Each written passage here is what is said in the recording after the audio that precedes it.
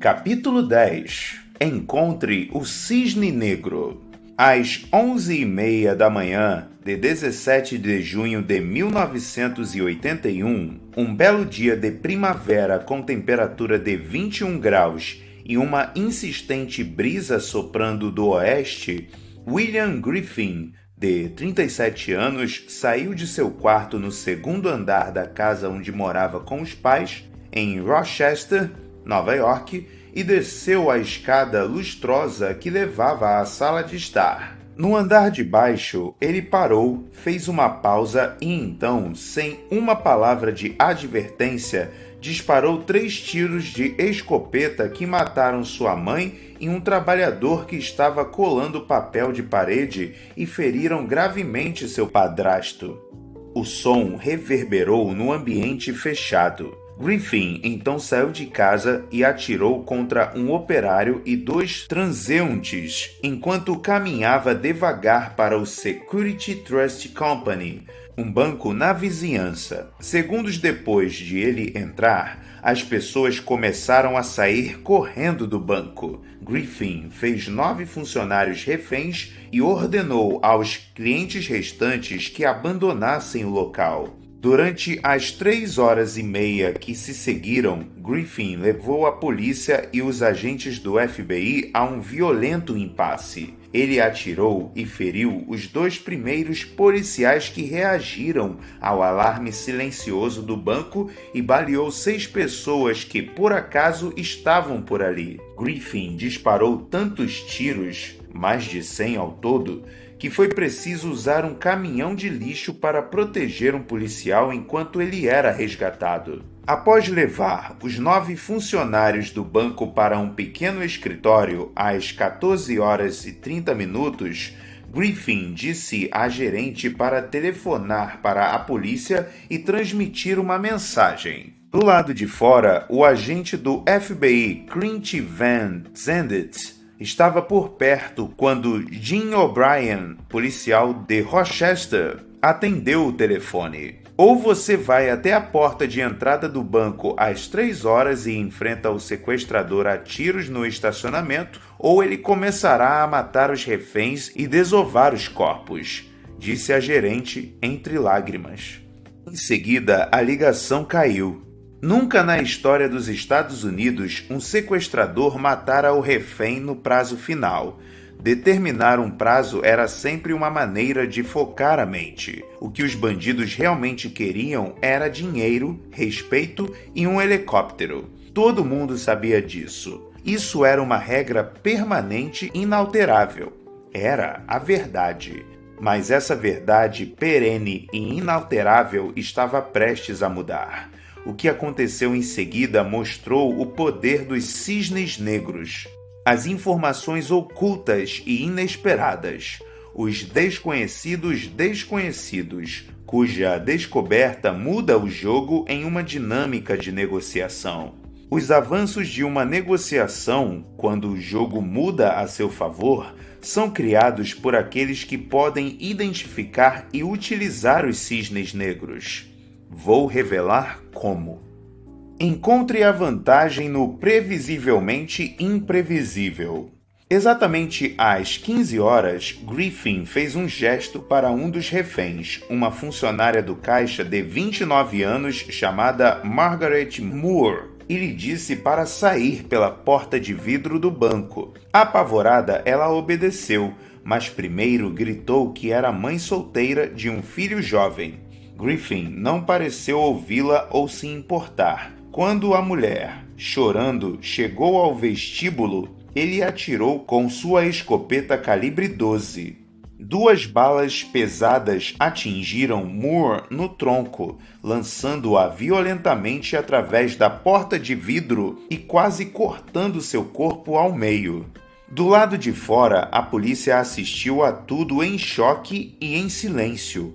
Era óbvio que Griffin não queria dinheiro, respeito, nem uma rota de fuga.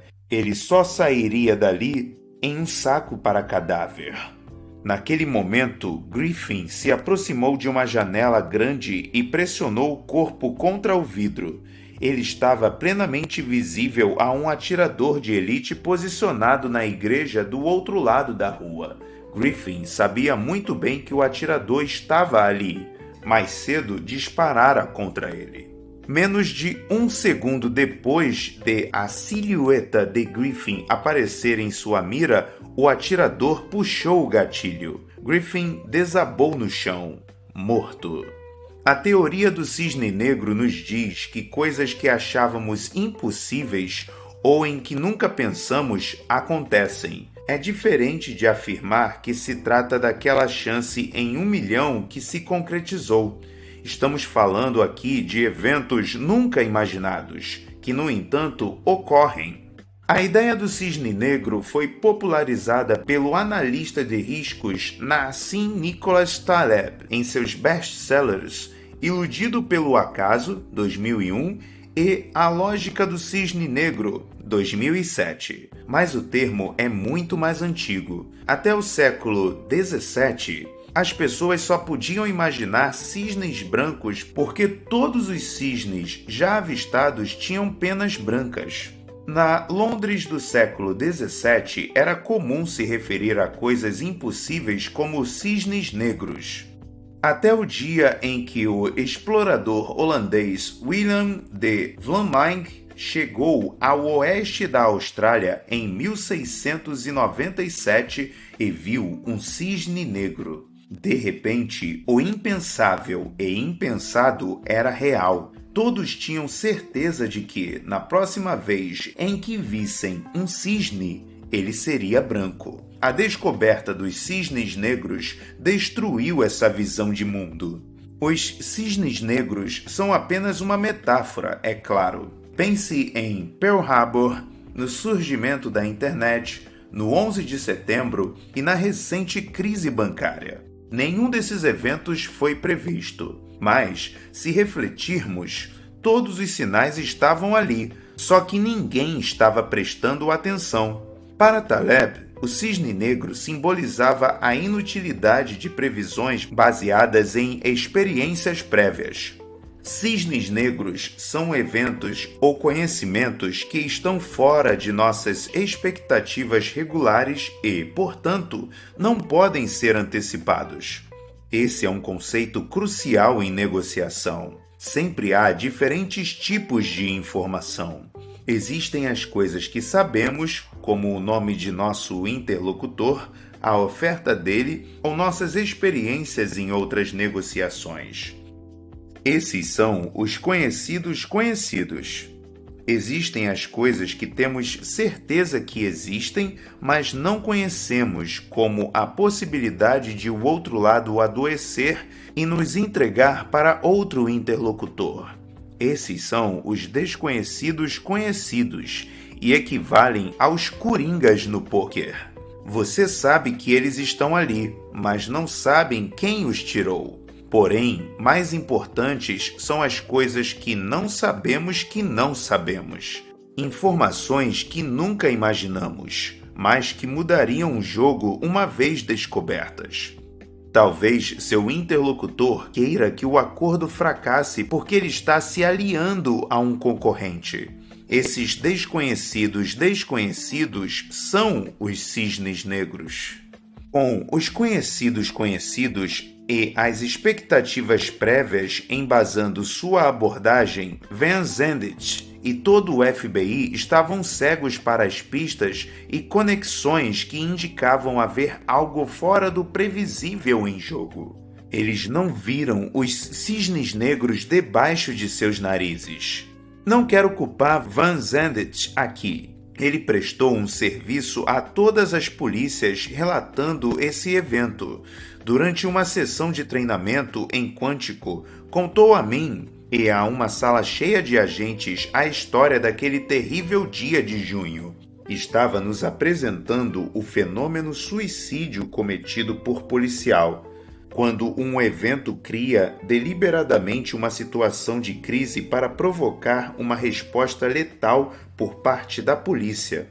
Mas havia uma lição maior em jogo. O ponto central da história, na época e agora, é a importância de reconhecer o inesperado para assegurar que mortes como a de Margaret Moore nunca mais aconteçam. Naquele dia de junho de 1981, O'Brien, o policial de Rochester, ficou ligando repetidamente para o banco, mas todas as vezes que o funcionário atendia, logo desligava. Nesse momento, eles deveriam ter percebido que a situação estava fora do conhecido. Sequestradores sempre falavam porque sempre tinham exigências. Eles sempre queriam ser ouvidos, respeitados e pagos. Mas esse cara não. Depois que o impasse estava instalado, um policial entrou no posto de comando com a notícia de um duplo homicídio, além de uma terceira pessoa gravemente ferida a poucos quarteirões de distância. Precisamos saber disso? Disse Van Zandert.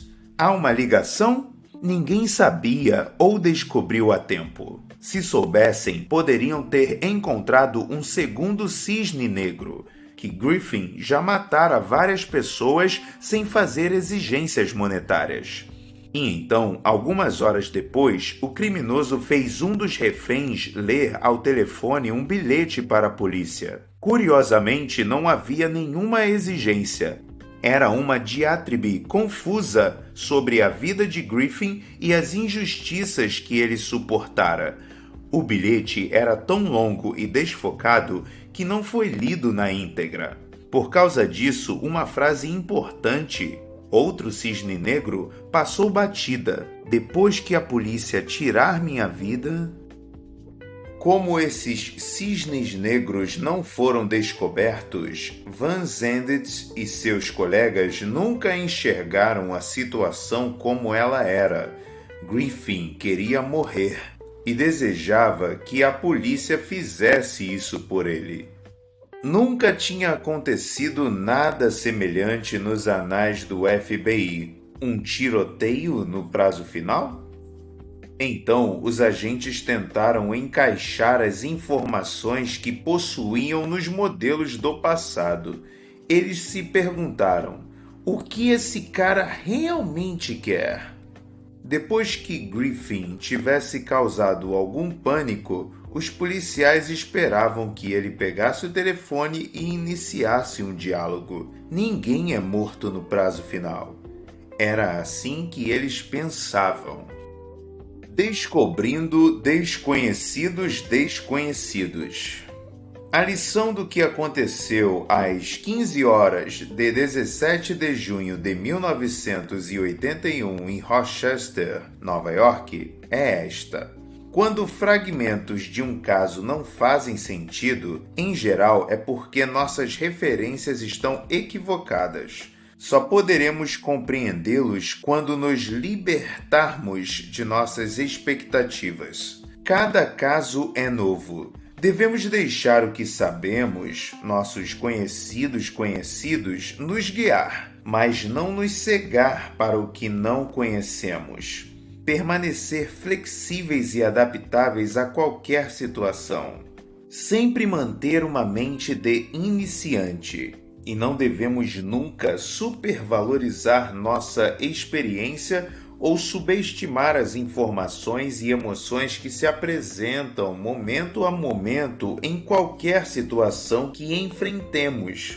Mas essas não foram as únicas lições importantes daquele evento trágico. Se o excesso de confiança nos conhecidos pode acorrentar um negociador a suposições que o impedem de ver e ouvir tudo que uma situação apresenta, talvez uma receptividade maior aos desconhecidos possa libertá-lo para que ele veja e ouça elementos capazes de produzir avanços excepcionais. No momento em que ouvi a história de 17 de junho de 1981, percebi que tinha que mudar completamente o modo de abordar uma negociação. Comecei a formular a seguinte hipótese: em toda a barganha, cada lado está de posse de pelo menos 3 cisnes negros. 3 informações que, se fossem descobertas pelo outro lado, mudariam tudo. Minha experiência desde então provou que isso é verdade. Não se trata apenas de um pequeno ajuste na técnica de negociação. Não é por coincidência que dei à minha empresa o nome de Cisne Negro e uso a expressão como símbolo de nossa abordagem. Encontrar cisnes negros e agir em relação a eles exige uma mudança de mentalidade. Faz com que a negociação deixe de ser um jogo de tabuleiro unidimensional com movimentos e contramovimentos e se transforme em um jogo tridimensional, mais emocional, adaptativo, intuitivo e verdadeiramente eficaz. Encontrar cisnes negros não é uma tarefa fácil. Claro, todos nós temos algum grau de cegueira. Não sabemos o que há depois da esquina até chegarmos lá. Por definição, não sabemos o que não sabemos. É por isso que digo que encontrar e entender cisnes negros exige uma mudança de mentalidade. É preciso expandir caminhos consolidados e adotar novas maneiras de escutar, intuitivas e sensíveis às nuances. Isso é vital para todos, de negociadores a inventores e comerciantes. O que você não sabe pode destruí-lo ou destruir seu acordo, mas descobrir o que não sabemos é incrivelmente difícil. O desafio mais elementar é que as pessoas não sabem que perguntas fazer ao cliente, ao usuário, ao interlocutor. Quando não é interrogada de maneira correta, a maioria é incapaz de articular a informação que você busca. O mundo não disse a Steve Jobs que queria um iPad. Ele descobriu a nossa necessidade, aquele cisne negro, antes que tivéssemos consciência dela. O problema é que questionamentos e técnicas de pesquisa convencionais são elaborados para confirmar conhecidos e reduzir a incerteza. Eles não investigam o desconhecido. As negociações sempre sofrerão de previsibilidade limitada. Seu interlocutor poderá assegurar que esse terreno é encantador, sem mencionar que é também um lugar contaminado. Ele dirá: se os vizinhos são barulhentos, bem, todo mundo faz um pouco de barulho, não é? Quando a verdade é que uma banda de heavy metal ensaia ali toda noite. Quem for mais habilidoso para descobrir, adaptar-se e explorar os desconhecidos, sairá na frente. Para encontrar esses desconhecidos, temos que interrogar nosso mundo, lançar um chamado e escutar a resposta com atenção. Faça muitas perguntas. Leia pistas não verbais e sempre expresse suas observações ao interlocutor. Isso não é nada além do que você aprendeu até agora. É apenas mais intenso e intuitivo. Será preciso procurar a verdade por trás da camuflagem. Notar as pequenas pausas que sugerem desconforto e mentiras. Não tente confirmar sua expectativa. Se fizer isso, é o que encontrará. Abra-se para a realidade factual que está à sua frente. É por isso que minha empresa mudou a forma de se preparar para uma negociação e de se engajar nela. Não importa quantas pesquisas nossa equipe tenha feito antes da interação, sempre nos perguntamos: por que eles estão comunicando o que estão comunicando agora? Lembre-se, uma negociação é mais como caminhar sobre uma corda bamba do que competir contra um oponente. Focar demais no objetivo final apenas vai distrair você do próximo passo, e isso pode levá-lo a se desequilibrar e cair. Concentre-se, porque a corda levará você ao fim, desde que não pule nenhum passo. A maioria das pessoas espera que os cisnes negros sejam informações altamente confidenciais ou muito bem guardadas. Na verdade, elas podem soar inócuas. Cada um dos lados pode estar totalmente inconsciente da importância delas. Seu interlocutor sempre tem informações cujo valor ele não compreende. Os 3 tipos de vantagem. Voltarei às técnicas específicas para descobrir cisnes negros, mas primeiro gostaria de examinar o que os torna tão úteis. A resposta é vantagem. Os cisnes negros são multiplicadores de vantagens. Eles lhe dão a primazia no jogo.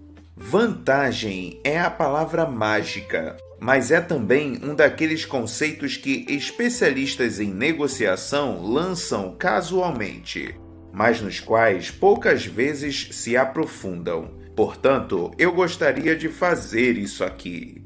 Na teoria, vantagem é a capacidade de infligir perda e preservar ganho. Onde seu interlocutor quer ganhar e o que ele teme perder. Descubra essas informações e você terá vantagem sobre as percepções, ações e decisões do outro lado. É isso o que nos dizem. Na prática, percepções irracionais são nossa realidade e perda e ganho são noções escorregadias. Com frequência, pouco importa qual a vantagem que realmente existe sobre você. O que de fato interessa é a vantagem que o outro lado pensa que você tem sobre ele. É por isso que eu digo que há sempre vantagem. Como conceito essencialmente emocional, ela pode ser fabricada, quer exista ou não. Se estão falando com você, a vantagem é sua. Quem tem vantagem em um sequestro? O sequestrador ou a família da vítima? A maioria das pessoas pensa que o sequestrador está em melhor posição. Claro, ele tem algo que você ama, mas você tem algo que ele cobiça. Quem tem mais poder? Além disso, quantos compradores há para a mercadoria que os sequestradores estão tentando vender? Que negócio é bem-sucedido se tem apenas um comprador? A vantagem tem muitos pilares, como tempo, necessidade e competição. Se você precisa vender sua casa agora, tem menos vantagem do que a pessoa sem pressa. Se você quer vendê-la, mas não precisa, tem mais vantagem. E se várias pessoas estão lhe fazendo ofertas ao mesmo tempo, bom para você. Perceba que vantagem não é a mesma coisa que poder. Donald Trump é um homem muito poderoso. Mas, se ele estiver sozinho no deserto e o dono da única loja existente em um raio de quilômetros tiver a água que ele quer, o vendedor tem a vantagem. Como negociador, você deve estar sempre atento a qual lado, em qualquer momento, acha que tem mais a perder se a negociação fracassar. Esse lado tem menos vantagem e vice-versa. Para obter vantagem, você precisa convencer seu interlocutor de que ele tem algo real a perder se o acordo falhar. Em um nível taxonômico, existem 3 tipos de vantagem: positiva, negativa e normativa. Vantagem positiva. A vantagem positiva é nossa capacidade, como negociadores, de fornecer ou reter elementos que nosso interlocutor deseja. Sempre que o outro lado diz "eu quero", por exemplo, "eu quero comprar seu carro", você tem uma vantagem positiva. Quando ele diz isso, você tem poder. Pode transformar o desejo dele em realidade, pode enrolá-lo e, portanto, infligir dor. Ou pode usar o desejo dele para obter um acordo melhor. Eis um exemplo. 3 meses depois de você lançar seu negócio no mercado, um potencial comprador enfim lhe diz: "Sim, eu gostaria de comprar isso." Você fica animado, mas alguns dias depois, sua alegria se transforma em decepção, quando ele faz uma oferta tão baixa que chega a ser insultante. Se essa é a única oferta que você tem, o que fazer? Espera-se que você tenha feito contato com outros compradores, mesmo que de modo casual. Se fez, pode usar a oferta para criar um ambiente de competição e, com isso, deflagrar uma guerra de ofertas. Pelo menos você os forçará a uma escolha. Mesmo que você não tenha outras ofertas na mesa ou mesmo que o comprador interessado seja a sua primeira opção, você tem mais poder do que antes de seu interlocutor revelar o desejo dele. Você controla o que ele quer. É por isso que negociadores experientes demoram a fazer ofertas. Eles relutam em abrir mão da vantagem. A vantagem positiva deve melhorar seu aspecto psicológico durante uma situação em que ambos querem algo um do outro. Quando você a tem, pode identificar outras ambições de seu oponente. Talvez, com o tempo, ele queira comprar sua firma. Ajude-o a fazer isso, desde que ele aumente o preço. Talvez a oferta dele seja todo o dinheiro que tem. Ajude-o a obter o que quer. Seu negócio, dizendo que você só pode lhe vender 75% pelo valor que ele oferece. Vantagem negativa. É o que a maioria das pessoas imagina quando ouve a palavra vantagem. É a capacidade de um negociador de levar seu interlocutor ao sofrimento. Baseia-se em ameaças. Você tem a vantagem negativa quando pode dizer à outra parte: se você não cumprir seu compromisso, pagar a conta, etc., eu destruirei sua reputação. Esse tipo de vantagem recebe atenção por causa de um conceito que discutimos: aversão à perda. Como os negociadores eficientes sabem há muito tempo e os psicólogos provaram repetidas vezes, as perdas potenciais parecem muito maiores à mente humana do que os ganhos de valor semelhante. Obter um bom acordo pode nos levar a uma aposta arriscada, mas salvar nossa reputação é uma motivação muito mais forte. Então, para que tipo de cisne negro você deve estar atento como vantagem negativa? Negociadores eficientes procuram informações, com frequências reveladas de modo indireto, que mostrem o que é importante para seu interlocutor. Quem é o público dele? O que traz status e reputação para ele? O que mais o preocupa? Para encontrar essas informações, um método é afastar-se da mesa de negociação e falar com uma terceira parte que conheça seu interlocutor. Porém, o mais eficaz é colher informações a partir de interações com o próprio interlocutor. Dito isso, uma palavra de advertência. Não acredito em ameaças diretas e sou extremamente cuidadoso até mesmo com as sutis. Ameaças podem ser como bombas nucleares. Haverá um resíduo tóxico difícil de eliminar. Fique atento ao potencial das consequências negativas ou irá se prejudicar e envenenar ou destruir todo o processo. Se você empurra sua vantagem negativa pela goela de seu interlocutor, ele pode perceber essa conduta como uma forma de tirar sua autonomia. É mais fácil as pessoas morrerem do que abrirem mão disso. No mínimo, agirão de maneira irracional e interromperão a negociação. Uma técnica mais sutil é rotular sua vantagem negativa e, com isso, deixá-la evidente, mas sem atacar. Frases como: parece que você valoriza muito o fato de receber sempre em dia. Ou parece que você não se importa com a posição em que me colocou. Podem abrir o processo de negociação. Vantagem normativa. Todo mundo tem um conjunto de regras e um arcabouço moral. Vantagem normativa é usar as normas e os padrões da outra parte para ganhar terreno.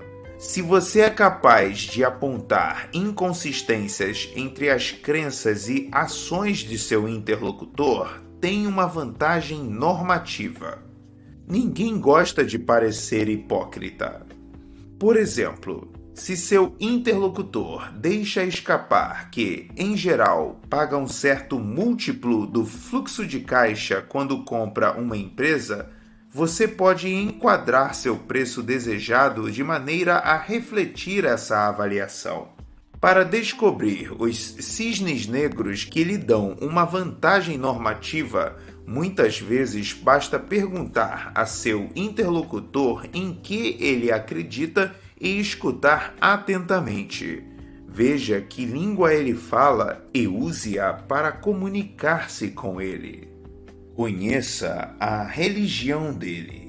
Em março de 2003, conduzi uma negociação com um agricultor que se tornou um dos mais improváveis terroristas pós 11 de setembro que você possa imaginar. O drama começou quando Dwight Watson, um produtor de tabaco da Carolina do Norte, acoplou seu Jeep a um trator John Deere enfeitado com faixas e uma bandeira dos Estados Unidos invertida e o rebocou até Washington. Watson queria protestar contra políticas do governo que, segundo ele, estavam afundando o negócio dos agricultores de tabaco. Quando chegou à capital, Watson empurrou seu trator para dentro de um lago entre o monumento de Washington e o memorial dos veteranos do Vietnã e ameaçou explodi-lo com bombas de organofosfato que, alegou, estavam dentro do veículo. A cidade parou enquanto a polícia bloqueava uma área de 8 quarteirões do Memorial a Lincoln ao Monumento de Washington. Como isso aconteceu meses depois dos ataques do atirador de Beltway e em uma época de acirramento da Guerra do Iraque, a facilidade com que Watson causou tumulto na capital do país deixou as pessoas em pânico. Pelo celular, Watson disse ao Washington Post que estava em uma missão tudo ou nada para mostrar como a redução de subsídios estava destruindo a agricultura do tabaco. Ele disse ao Post que Deus o instruíra a fazer seu protesto e que não sairia dali. Se é assim que os Estados Unidos serão governados, que vão para o inferno, disse ele. Não vou me render. Podem me explodir para me tirar da água. Estou pronto para ir para o céu. O FBI me instalou em um trailer adaptado no National Mall, de onde eu orientaria uma equipe de agentes do FBI e a polícia de parques dos Estados Unidos. Ao mesmo tempo, tentaríamos falar com Watson para impedi-lo de matar a si mesmo e quem sabe a quantos outros. Então começamos a trabalhar. Como é de se esperar em uma negociação com um cara que ameaçava destruir uma boa parte da capital dos Estados Unidos, foi algo justificadamente tenso. Atiradores apontavam armas de precisão para Watson e tinham sinal verde para atirar caso ele fizesse algum movimento suspeito. Em qualquer negociação, mais especialmente em uma situação tensa como essa, o que determina seu êxito não é quão bem você fala, mas quão bem escuta. Entender o outro é uma pré-condição para falar de maneira persuasiva e desenvolver opções que repercutam nele. Existe a negociação visível e, depois, tudo que está oculto sobre a superfície, o espaço secreto onde habitam os cisnes negros. Muitas vezes, o acesso a esse espaço oculto se dá por meio da compreensão da visão de mundo da outra parte, de sua razão de ser, sua religião.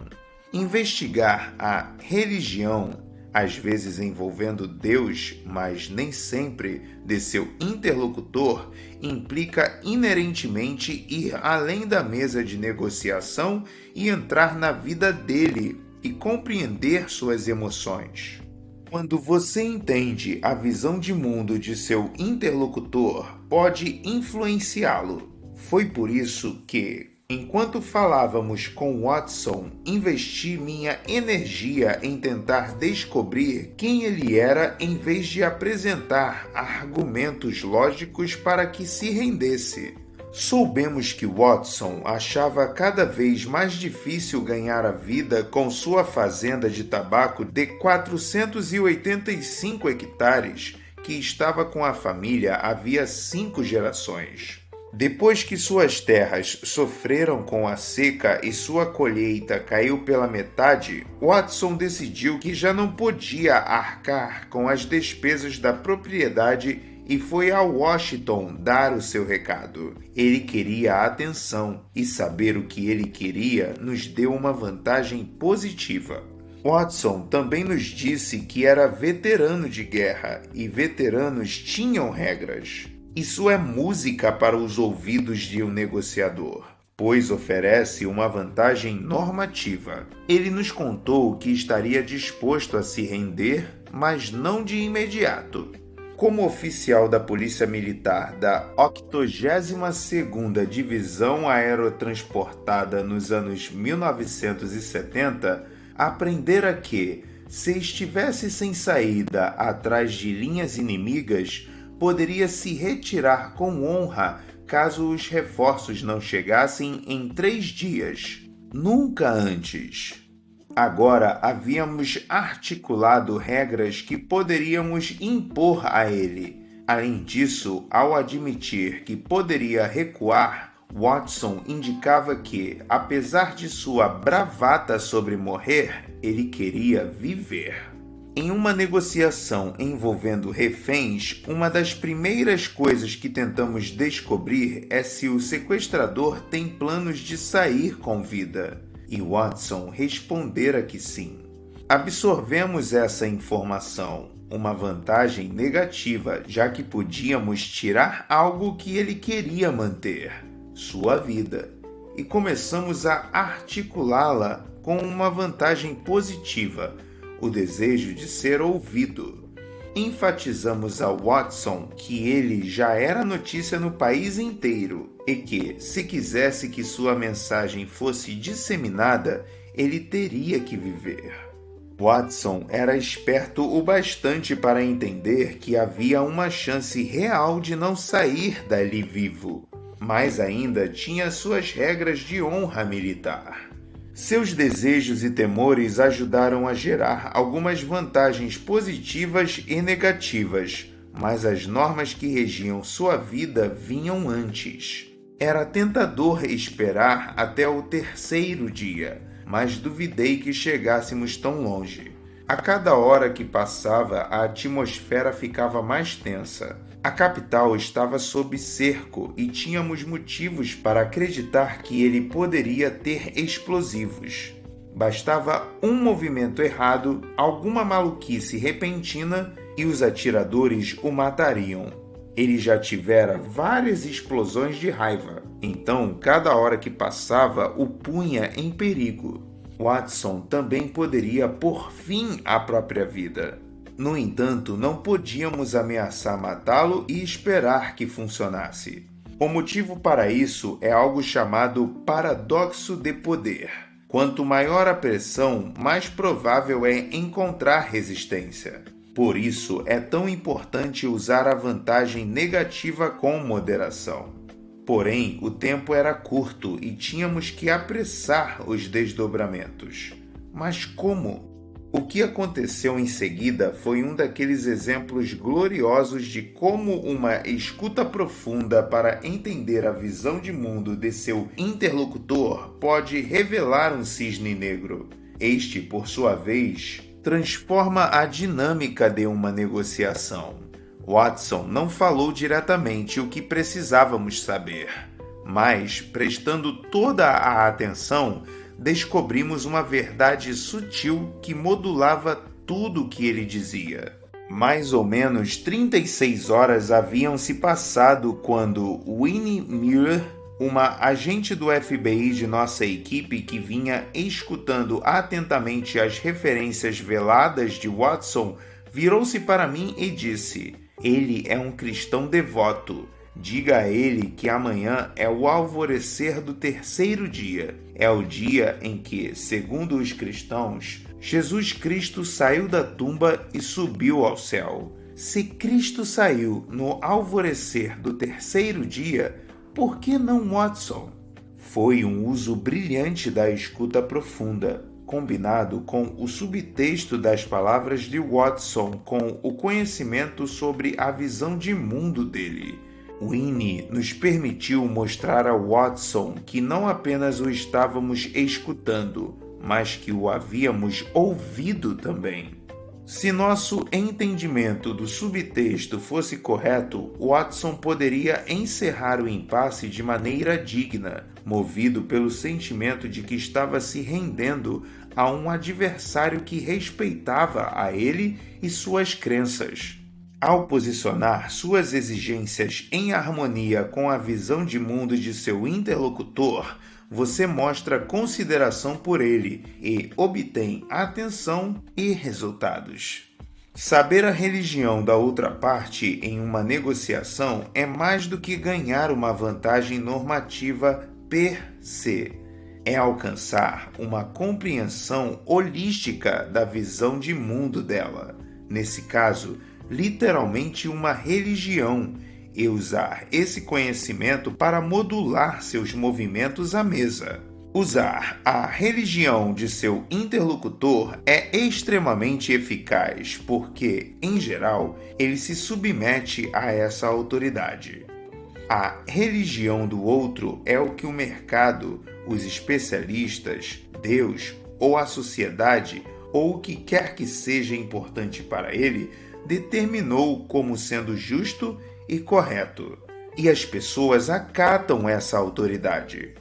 Na conversa seguinte com Watson, mencionamos que a manhã seguinte seria o alvorecer do terceiro dia. Houve um longo silêncio do outro lado da linha. Nosso centro de operações ficou tão silencioso que era possível ouvir o batimento cardíaco do cara ao lado. Watson tossiu. "Eu vou sair", falou. E cumpriu o que disse, encerrando um impasse de 48 horas. Não foi ferido e a normalidade voltou à capital do país. Nenhum explosivo foi encontrado. Embora a importância de saber a religião do outro esteja clara a partir da história de Watson, aqui estão 2 dicas para interpretar corretamente essa informação. Revise tudo o que você ouvir. As revelações sutis não virão da primeira vez, portanto, cheque 2 vezes. Compare suas anotações com a dos membros de sua equipe. Você descobrirá novas informações que o ajudarão a avançar.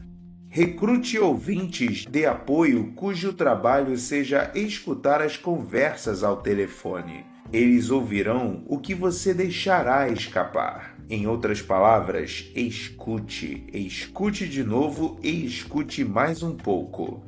Vimos como uma compreensão holística da religião de seu interlocutor, um enorme cisne negro, pode lhe dar uma vantagem normativa que leva a resultados em uma negociação. Mas há outras maneiras pelas quais aprender a religião de seu interlocutor permite que você se saia melhor.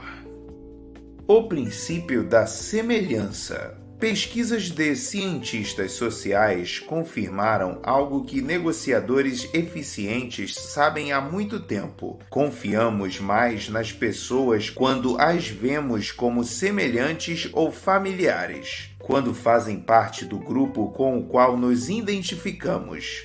Pertencer é um instinto primário. Se conseguir despertar esse instinto, essa sensação de nós vemos o mundo do mesmo jeito, você ganha influência imediatamente. Quando nosso interlocutor expressa atitudes, crenças, ideias, até mesmo o modo de se vestir, semelhantes às nossas, tendemos a apreciá-lo mais e confiar mais nele.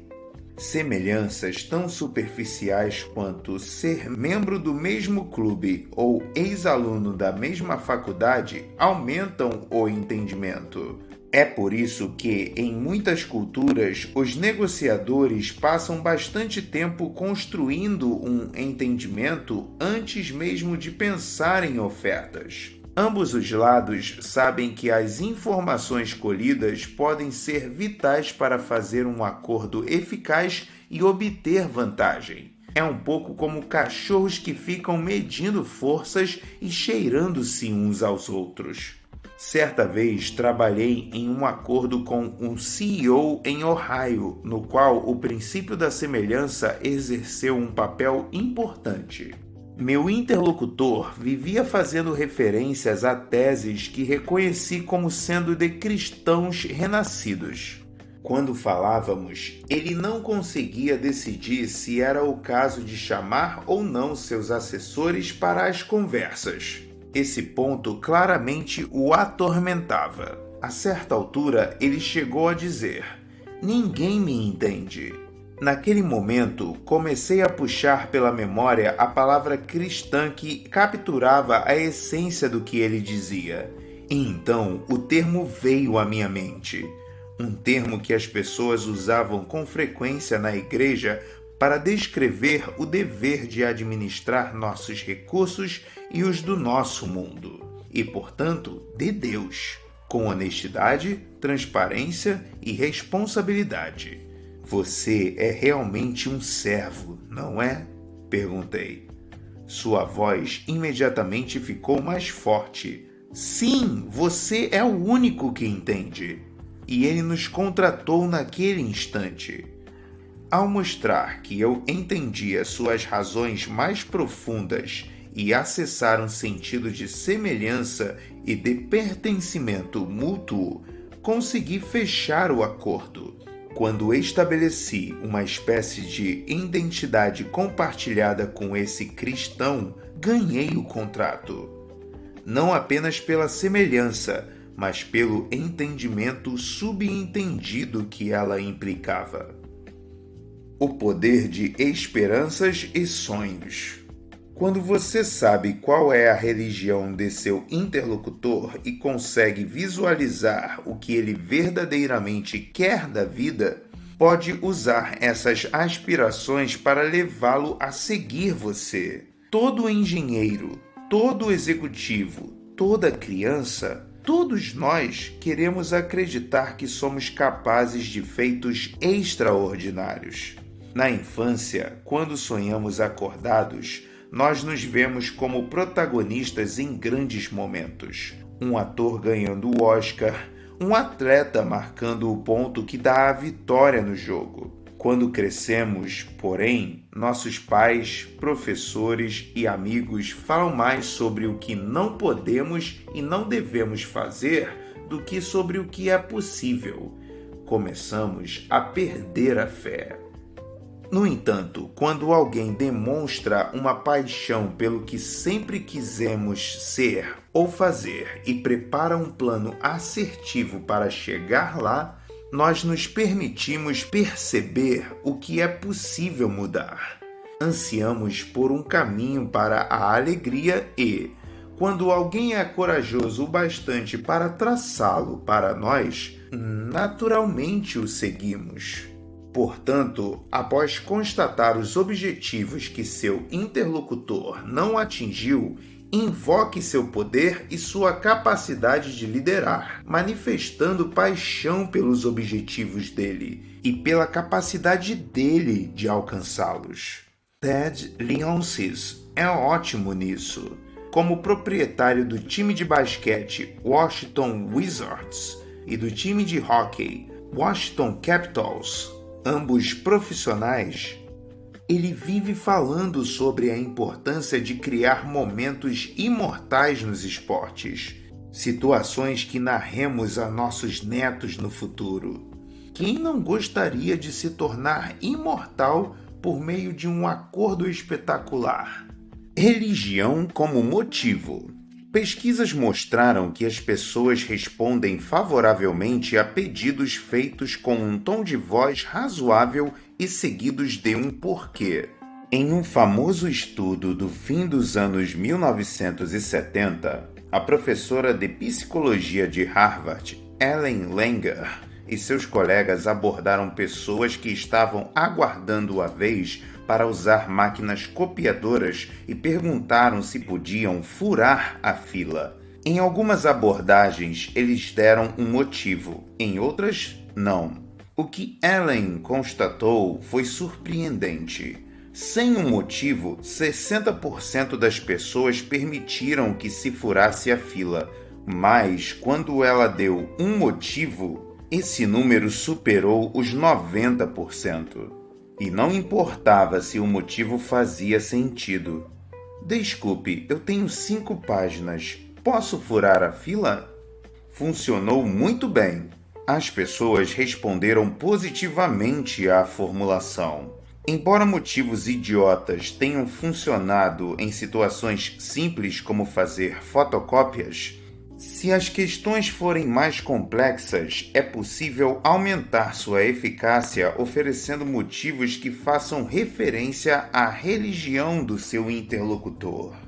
Se o CEO cristão tivesse feito uma oferta baixa quando concordou em contratar minha firma, eu poderia ter respondido: eu adoraria, mas também tenho o dever de ser um servo responsável com meus recursos. Não é loucura, é uma pista. Não é da natureza humana aceitar o desconhecido. Ele nos assusta. Quando deparamos com ele, nós o ignoramos, fugimos ou o rotulamos de maneiras que nos permitem rejeitá-lo. Em negociações, esse rótulo assume com mais frequência a forma da afirmação: eles são loucos. É por isso que tenho críticas severas a uma parte da política americana de negociação de reféns, aquela que diz que não negociamos com aqueles aos quais nos referimos de maneira ampla como terroristas, incluindo grupos como o Talibã e o Estado Islâmico. O argumento para não negociar com eles foi bem sintetizado pelo jornalista Peter Bergen, analista de segurança nacional da CNN. Negociações com fanáticos religiosos munidos de ilusões de grandeza geralmente dão errado. A alternativa que escolhemos foi não entender a religião, o fanatismo e as ilusões deles. Em vez de negociações que dão errado, damos de ombros e dizemos: eles são loucos. Mas essa ideia está completamente equivocada. Precisamos entender essas coisas. Não estou dizendo isso porque sou um pacifista cabeça mole. O FBI não contrata agentes assim, mas porque sei que compreender tais elementos é a melhor maneira de descobrir as vulnerabilidades do outro lado e o que ele busca, e, portanto, de exercer influência. Não se chega lá sem diálogo. Ninguém está imune a "eles são loucos". Ouvimos essa frase em todo tipo de negociação, desde entre pais e filhos até entre congressistas em interações corporativas. Mas o momento em que estamos mais dispostos a jogar as mãos para o alto e declarar eles são loucos é, com frequência, o melhor momento para descobrir cisnes negros. É quando ouvimos ou vemos algo que não faz sentido, algo louco, que surge uma bifurcação crucial na estrada. Pode-se ir em frente, forçando um pouco mais, para explorar aquilo que, de início, não conseguimos processar. Ou então tomar o outro caminho, aquele do fracasso garantido, em que dizemos a nós mesmos que era inútil negociar. No excelente livro O Gênio da Negociação, Deepak Malhotra e Max H. Bazerman, professores da Harvard Business School, analisaram os motivos comuns para os negociadores, de maneira equivocada, chamarem seus interlocutores de loucos. Vou abordá-los a seguir. Erro número 1. Eles estão mal informados. É frequente que o outro lado esteja agindo com base em informações erradas. Quando as pessoas têm informações erradas, fazem escolhas erradas. Há um ótimo termo da indústria de computadores para isso: GIGO, sigla inglesa para Garbage In, Garbage Out. Lixo entra, lixo sai. Como exemplo, Malhotra relata o litígio entre um aluno seu e um ex-funcionário que alegava que a empresa lhe devia $130 mil em comissões por trabalhos anteriores à sua demissão. O cara estava ameaçando processá-lo. Confuso, o executivo procurou os contadores da companhia. Ali, ele descobriu o problema. As contas estavam uma bagunça quando o funcionário foi demitido, mas agora estavam em ordem. Com tudo esclarecido, os contadores asseguraram ao executivo que, na verdade, o funcionário é que devia $25 mil à empresa. Querendo evitar um processo, o executivo chamou o funcionário, explicou a situação e fez uma oferta. Se ele desistisse da ação, poderia ficar com os $25 mil. Para sua surpresa, o ex-funcionário disse que iria adiante com o processo de qualquer maneira. Agiu de maneira irracional, louca. Malhotra disse a seu aluno que o problema não era loucura, mas sim falta de informação e confiança. Então, o executivo pediu a uma firma de contabilidade de fora que fizesse uma auditoria dos números e enviasse os resultados ao funcionário beligerante. O resultado? O funcionário desistiu do processo. O ponto aqui é o seguinte: pessoas que operam com informações incompletas parecem loucas aos olhos daquelas que têm dados diferentes. Seu trabalho, quando encontrar alguém assim em uma negociação, é descobrir o que elas não sabem e fornecer essas informações. Erro número 2. Eles estão de mãos atadas. Em qualquer negociação na qual seu interlocutor esteja agindo de maneira hesitante, existe uma clara possibilidade de haver coisas que ele não pode fazer, mas não está disposto a revelar. Essas restrições podem fazer o interlocutor mais sensato parecer irracional. Ele pode estar de mãos atadas por causa de um conselho legal, por promessas que já fez ou até para não abrir um precedente. Talvez ele não tenha autoridade para fechar o acordo. Foi essa situação que um cliente meu enfrentou quando tentava conquistar a conta da Coca-Cola para a sua agência de publicidade. O cara vinha negociando um acordo fazia meses e novembro se aproximava. Meu cliente estava apavorado. Se não fechasse o acordo antes de o ano acabar, teria que esperar a Coca-Cola fechar um novo orçamento e poderia perder a conta. O problema é que o contato havia parado de responder. Eu disse ao meu cliente para enviar uma versão do nosso clássico e-mail para não respondentes, aquele que sempre funciona. Você desistiu de finalizar o acordo este ano? Então, algo estranho aconteceu. O contato da Coca-Cola não respondeu ao e-mail perfeito. O que teria havido? Aquela conduta parecia um tanto irracional, mas o contato havia sido um cara correto até então. Dissemos ao nosso cliente que isso só podia significar uma coisa: que o cara desistira de fechar o acordo até o fim do ano, mas não queria admitir. Tinha que haver algum tipo de constrangimento. Sabendo disso, pedimos ao nosso cliente para investigar a fundo. Depois de vários telefonemas e e-mails, ele localizou alguém que conhecia seu contato. Estávamos certos. O departamento daquela pessoa estava um caos havia semanas e, em meio à luta interna na empresa, ele tinha perdido completamente sua influência. Não surpreende que estivesse constrangido de admitir isso. Por isso, andava evitando meu cliente. Explicando de maneira simples, ele estava de mãos atadas. Erro número 3. Eles têm outros interesses. Voltemos à história de William Griffin, o primeiro homem a matar um refém no prazo final. Os negociadores do FBI e da polícia presentes no local não dispunham de uma informação crucial. Griffin não queria dinheiro para soltar os reféns. Seu interesse era ser morto por um policial. Se eles tivessem descoberto antes esse interesse oculto, poderiam ter evitado parte da tragédia daquele dia. Não é tão raro assim que haja interesses ocultos. Seu interlocutor muitas vezes rejeitará ofertas mesmo que elas sejam boas.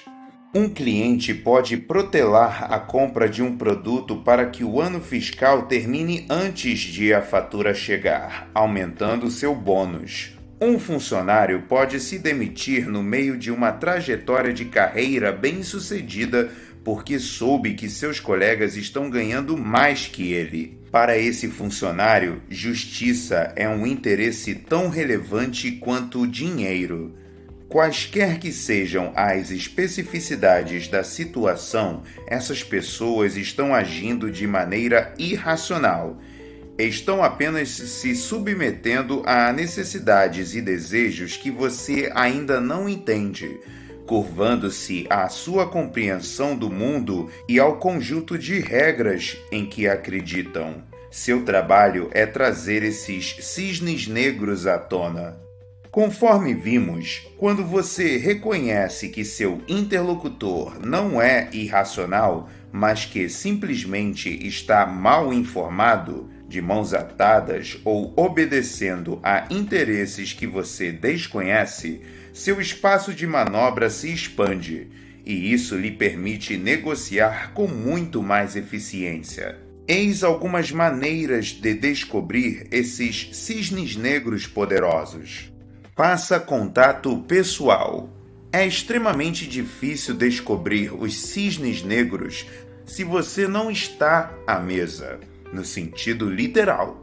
Não importa quanta pesquisa você faça, há algumas informações que não vai descobrir se não estiver cara a cara. Hoje, muitas pessoas mais jovens fazem quase tudo por e-mail, mas é muito difícil encontrar cisnes negros nos e-mails pela simples razão de que, mesmo que você destrave o seu interlocutor com ótimos rótulos e perguntas calibradas, a mensagem escrita dá a ele tempo demais para pensar e se reequilibrar emocionalmente, de modo a evitar revelações indesejadas.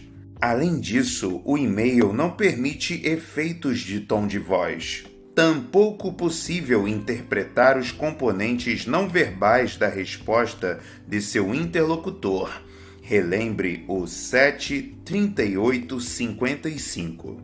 Retomemos a história do meu cliente que estava batalhando pela conta da Coca-Cola e descobriu que seu contato na empresa fora jogado para escanteio.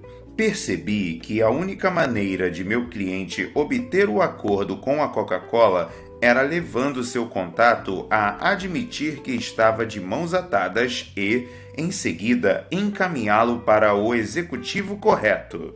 Mas não havia como o cara fazer isso, porque ele ainda imaginava que podia resgatar sua importância. Então eu disse ao meu cliente para encontrar seu contato fora da sede da Coca-Cola. Convide-o para jantar. Formule e pergunte assim: seria má ideia eu levar você à sua churrascaria favorita só para darmos umas risadas sem falar de negócios? A ideia é que, não importa o motivo, fosse porque o contato estivesse constrangido ou não gostasse de meu cliente ou não quisesse discutir a situação, a única maneira de o processo avançar seria por meio de uma interação humana direta. Meu cliente levou o sujeito para jantar e prometeu que não falaria de negócios, mas não havia como evitar o assunto e a simples interação pessoal, cara a cara, criou o ambiente propício para que o contato admitisse que era o cara errado. Revelou que seu departamento estava uma bagunça e que o acordo só sairia se ele entregasse a negociação para outra pessoa. E assim foi. Demorou mais de 1 ano, mas o contrato saiu. Fique atento a pequenos descuidos. Embora permitam o contato pessoal, reuniões de negócios formais, encontros estruturados e sessões de negociação planejadas dificilmente propiciam momentos reveladores, pois nessas ocasiões as pessoas estão mais protegidas. A caça aos cisnes negros também é eficaz durante eventuais momentos de descontração, como o jantar do meu cliente com seu contato na Coca-Cola ou conversas antes ou depois das interações formais. Durante uma típica reunião de negócios, os primeiros minutos antes de você entrar de fato no assunto e os últimos, quando todos estão saindo, quase sempre oferecem mais informações do que tudo que houve entre uma conversa e outra. É por isso que os repórteres têm o hábito de nunca desligar seus gravadores. Você sempre consegue as melhores revelações no começo e no fim de uma entrevista. Preste também bastante atenção no seu interlocutor durante interrupções, diálogos inusitados ou qualquer fato que perturbe o fluxo. Quando alguém sai do script, as rachaduras na fachada podem se revelar. A simples observação dessas fendas e da forma como os outros respondem, verbalmente ou não, podem revelar uma mina de ouro. Quando algo não faz sentido, dá para ganhar mais dinheiro. Estudantes com frequência me perguntam se os cisnes negros são informações de um tipo específico ou qualquer coisa que ajude. Respondo assim: cisnes negros são qualquer coisa que você não sabe e que, ao descobrir, muda o rumo dos acontecimentos. Para deixar esse conceito mais claro, eis a história de um de meus alunos de MBA que estava estagiando em uma firma imobiliária de participações privadas em Washington. Ele se deparou com ações de seu interlocutor que não faziam sentido e, inocentemente, encontrou, usando um rótulo, um dos maiores cisnes negros que já vi em muitos anos. Meu aluno estava muito atento a alguns alvos potenciais quando um diretor da empresa lhe pediu para examinar sua propriedade de uso misto no coração de Charlestown, na Carolina do Sul. Ele não tinha nenhuma experiência no mercado daquela cidade, então telefonou para o corretor encarregado daquela propriedade e pediu mais informações. Depois de discutir o negócio e a área, meu aluno e seu chefe concluíram que o preço pedido, de 4,3 milhões de dólares, estava 450 mil dólares acima do valor de mercado. Nesse momento, meu aluno ligou para o corretor de novo para discutir o preço e os próximos passos. Depois dos gracejos iniciais, o corretor perguntou ao meu aluno o que ele achava da propriedade. Parece interessante, disse ele. Infelizmente, não conhecemos o mercado. Gostamos da região central e da King Street em particular, mas temos muitas perguntas. O corretor lhe disse então que estava no mercado havia mais de 15 anos e que, portanto, estava bem informado. Nesse momento, meu aluno recorreu a perguntas como e o que calibradas, no intuito de coletar informações e avaliar as habilidades do corretor.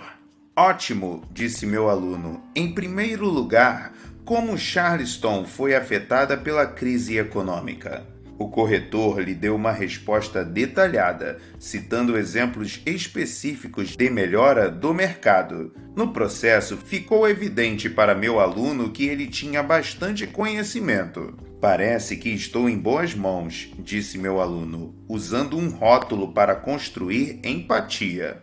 Próxima pergunta. Que tipo de taxa de capitalização se pode esperar desse tipo de prédio? No diálogo a seguir, meu aluno soube que os proprietários podiam esperar taxas de 6 a 7%, porque prédios como aquele eram populares entre estudantes da universidade local, uma instituição em ascensão em que 60% do corpo estudantil moravam fora do campus. Ele também descobriu que seria proibitivamente caro, se não fiscalmente impossível, comprar um terreno próximo e construir um prédio semelhante. Nos últimos 5 anos, nenhum edifício fora construído na rua por causa de regras de preservação histórica. Mesmo que eles pudessem comprar um terreno, construir algo semelhante custaria cerca de 2,5 milhões de dólares, segundo o corretor. O prédio estava em ótimo estado, principalmente se comparado a outras opções disponíveis aos estudantes, disse o corretor. Parece que esse prédio funciona mais como um excelente dormitório do que como uma moradia fixa de muitas famílias, disse meu aluno usando um rótulo para extrair mais informações. E conseguiu. Verdade. E isso tem um lado bom e outro ruim, disse o corretor. Historicamente, a ocupação se mantém em 100% e o negócio é lucrativo, mas estudantes são estudantes. Sabe como é? Uma luz amarela acendeu na cabeça de meu aluno. Havia algo estranho ali. Se era um negócio lucrativo, por que alguém venderia um prédio 100% ocupado ao lado de um campus em clara ascensão em uma cidade afluente? Isso parecia irracional sob qualquer parâmetro. Um pouco confuso, mas ainda mobilizado a negociar, meu aluno construiu um novo rótulo. Inadvertidamente, ele rotulou equivocadamente a situação, levando o corretor a corrigi-lo e revelar um cisne negro. Se estão se desfazendo de um negócio lucrativo, talvez o vendedor tenha dúvidas sobre o futuro do mercado, disse ele. Bem, disse o corretor, o dono tem algumas propriedades mais difíceis em Atlanta e Savannah. Ele precisa se desfazer desta para pagar outras hipotecas. Pimba! Com isso, meu aluno descobriu um fantástico cisne negro. O vendedor tinha dificuldades que, até aquele momento, ele desconhecia. Enquanto o corretor discorria sobre outras propriedades, meu aluno tirou o áudio da ligação e usou esse momento para discutir valores com seu chefe. Rapidamente obteve sinal verde para fazer uma oferta baixa, uma âncora extrema, a fim de tentar arrancar do corretor seu preço mínimo. Depois de sondar o corretor sobre se o vendedor estaria disposto a fechar o negócio logo, a resposta foi sim, meu aluno fincou sua âncora. Acho que ouvi o suficiente, disse ele. Nossa oferta é de 3,4 milhões de dólares.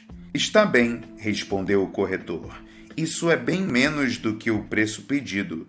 Porém, posso levar a oferta ao vendedor e ver o que ele acha. Mais tarde naquele dia, o corretor voltou com uma contra-oferta. O dono do imóvel lhe dissera que o número era baixo demais, mas que estava disposto a aceitar 3,7 milhões.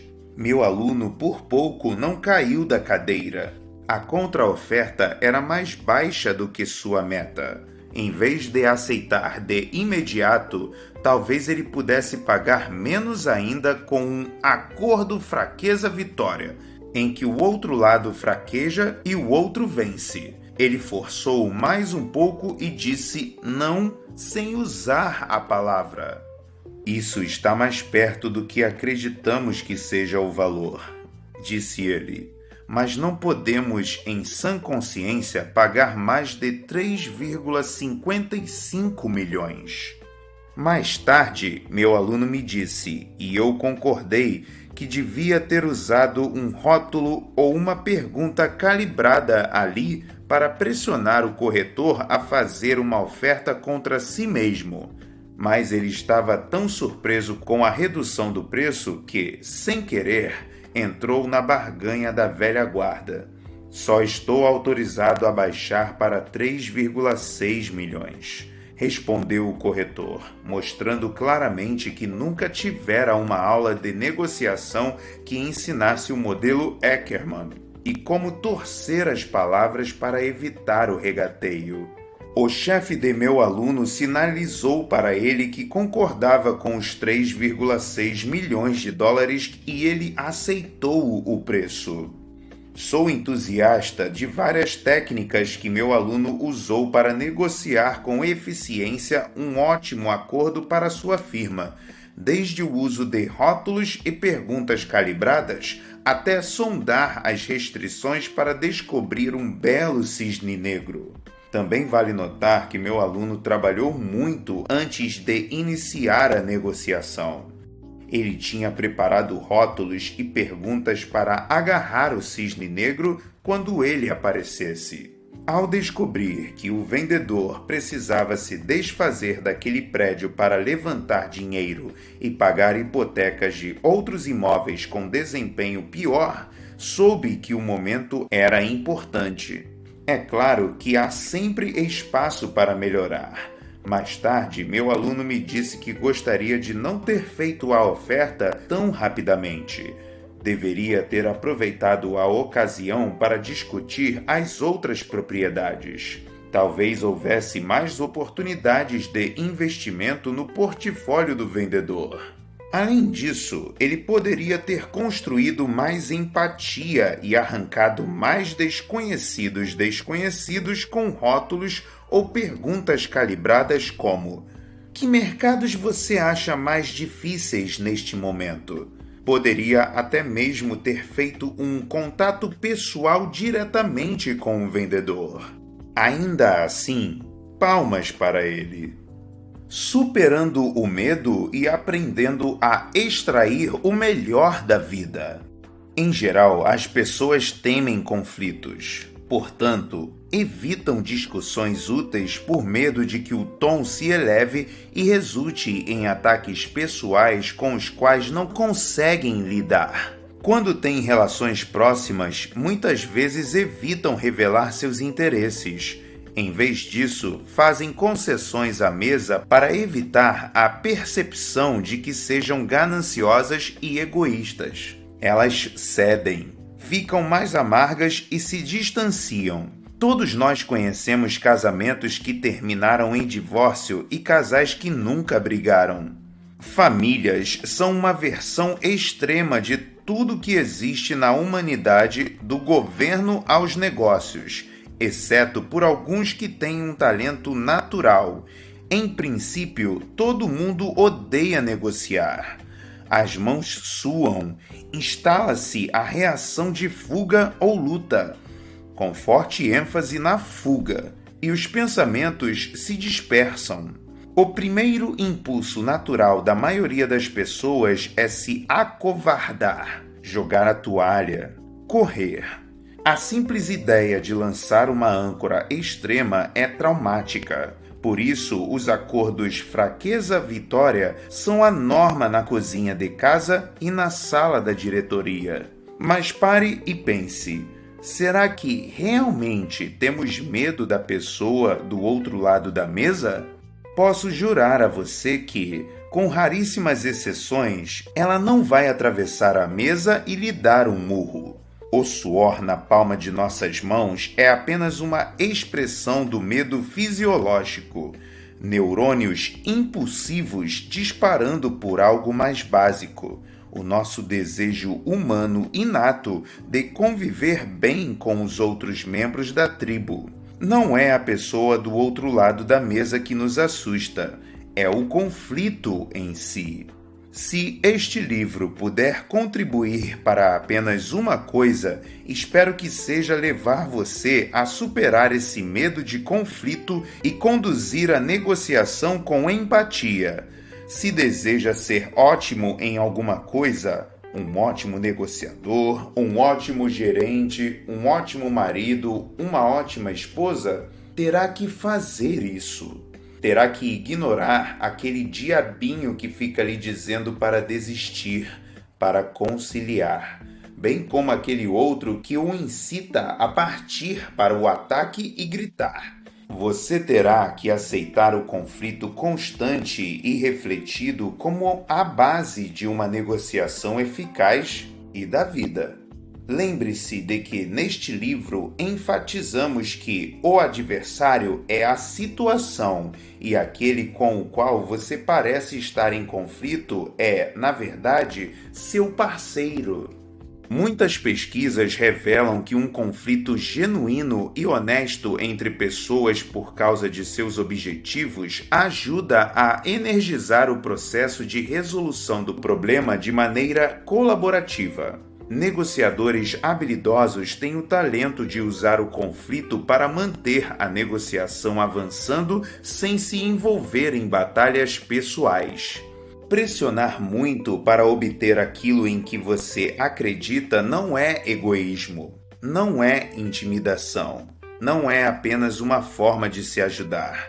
Sua amígdala, a parte do cérebro que processa o medo, tentará convencê-lo a desistir e fugir, porque o outro lado está certo ou porque você está sendo cruel. Mas, se você for uma pessoa honesta, decente, procurando um resultado razoável, permita-se ignorar a amígdala. Com esse estilo de negociação que ensinei neste livro, uma busca empática e obcecada por informação pelo melhor acordo possível, você está tentando descobrir valor. Ponto. Não atacar ou humilhar. Quando você faz perguntas calibradas, está guiando seu interlocutor para os seus objetivos. Verdade. Mas também o está levando a examinar e articular o que deseja e por que e como ele pode alcançar isso. Você está exigindo dele criatividade e, portanto, pressionando-o para uma solução colaborativa. Quando comprei minha 4Runner vermelha, claro que desapontei o vendedor ao pagar menos do que ele gostaria, mas eu o ajudei a cumprir sua cota e, sem dúvida, dei mais pela caminhonete do que a revendedora pagara por ela. Se eu quisesse apenas vencer, humilhar, eu teria roubado a Toyota. Portanto, faço um único pedido. Quer seja no escritório ou à mesa de jantar da família, não fuja do conflito, desde que seja honesto, claro. Ele o levará ao melhor preço de carro, a um salário mais alto e a maior doação. Também salvará seu casamento, sua amizade e sua família. Só se pode ser um negociador excepcional e uma ótima pessoa escutando e falando com clareza e empatia, tratando os interlocutores e a si mesmo com dignidade e respeito, e, sobretudo, sendo honesto em relação ao que se quer e ao que se pode e não se pode fazer. Toda negociação, toda conversa e todo momento da vida resume-se a uma série de pequenos conflitos que, bem administrados, podem resultar em pura beleza criativa. Aceite-os. Lições-chave. O que não sabemos pode liquidar a nós e a nossos acordos, mas descobrir pode mudar totalmente o curso de uma negociação e nos trazer um sucesso inesperado. Ao encontrar os cisnes negros, esses poderosos desconhecidos, é intrinsecamente difícil, porém, pela simples razão de que não sabemos o que perguntar, como não sabemos qual é o tesouro, não sabemos onde cavar. Eis algumas das melhores técnicas para trazer à tona os cisnes negros e explorá-los. Lembre-se, seu interlocutor talvez nem imagine como aquela informação é importante, ou mesmo que não deve revelá-la. Portanto, continue pressionando, sondando e colhendo informações. Deixe o que você sabe. Seus conhecidos guiar você, mas não se deixe cegar por eles. Cada caso é diferente, portanto, permaneça flexível e adaptável. Lembre-se do episódio no banco. Nenhum sequestrador matara um refém no prazo final até Griffin romper o padrão. Os cisnes negros são multiplicadores de vantagens. Lembre-se dos 3 tipos de vantagem: positiva, a capacidade de dar a alguém o que ele quer; negativa, a capacidade de prejudicar alguém; e normativa, usar as normas de seu interlocutor para conscientizá-lo. Trabalhe para entender a religião do outro. Investigar visões de mundo implica ir além da mesa de negociação e entrar na vida emocional e outras de seu interlocutor. É ali que vivem os cisnes negros. Revise tudo que você ouvir de seu interlocutor. Você não ouvirá tudo da primeira vez, portanto, cheque 2 vezes. Compare anotações com outros membros da equipe. Use ouvintes de apoio cujo trabalho seja escutar as entrelinhas.